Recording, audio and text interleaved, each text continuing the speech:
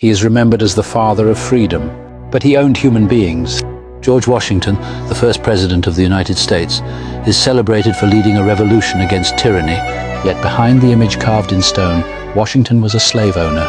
Over his lifetime, he owned more than 300 enslaved men, women, and children at Mount Vernon. They cooked his food, worked his fields, built his wealth.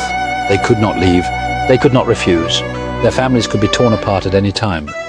Washington publicly spoke about liberty, but privately he bought, sold, and controlled people as property. There is one detail history rarely mentions.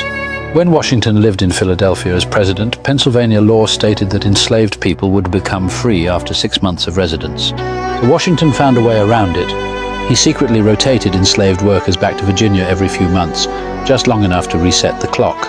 Freedom was delayed on purpose. Some enslaved people tried to escape.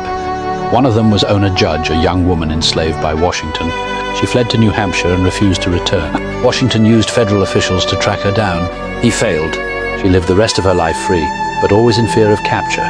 Washington knew slavery was morally wrong.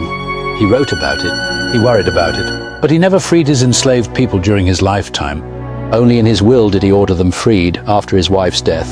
And even then, only the people he personally owned. The truth is uncomfortable. George Washington helped create a nation built on freedom, while denying freedom to hundreds of human beings.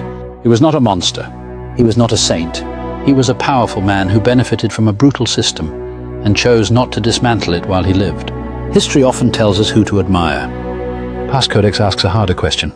Freedom for who?